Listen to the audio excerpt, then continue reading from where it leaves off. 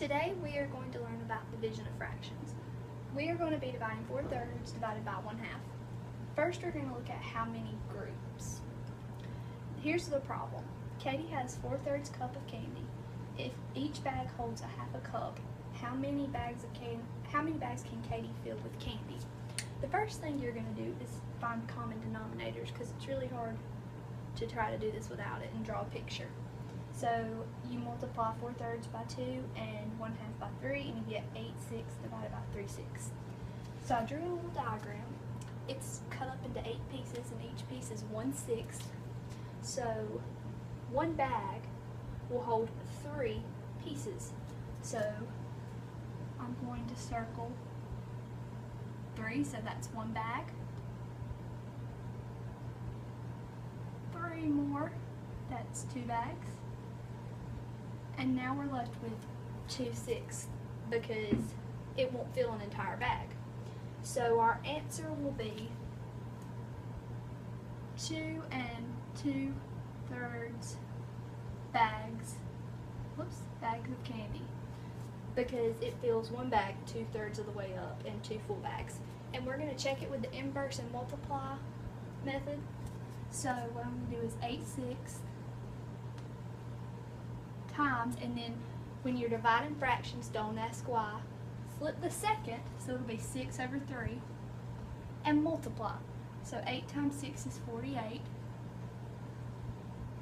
over 18, which when you divide you get 24/9, which leaves you at 8/3, which is equal to 2 2/3. So we know our answer is right.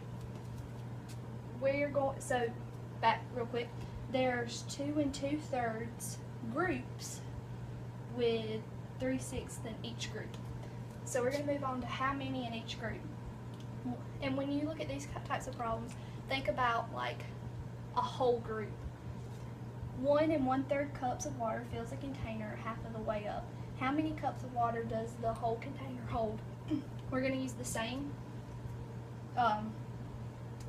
division problem, and we're going to use the common denominators again, but we're going to demonstrate, instead of through a diagram, we're going to demonstrate through a double number line.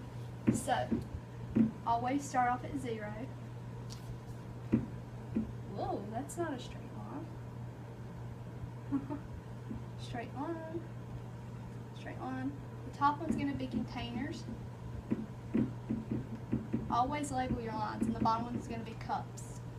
So we know half of the container is filled up when we have 1 1/3 cups. So I'm going to divide half by half and do a fourth, which you divide 1 1/3, which you will get 2/3 cups. We'll fill it a fourth of the way. So we're going to go to one whole container, and it takes 2 2/3 to fill a whole container. We're going to do the inverse and multiply method again to check. So we're going to turn 1 1/3 into 8/6, whoopsie, 6, and we're going to multiply it by 2/1, because when you're dividing fractions, don't ask why. Flip the second and multiply. So 8 times 2 is 16. Whoopsie, I did that wrong. Excuse me. 1 1/3 is 4/3, and then we're going to multiply 2/1. Sorry. 4 times 2 is 8. 3 times 1 is 3. 8/3, or 2 2/3 cups. So it takes 2 2/3 to fill up one whole container or one group.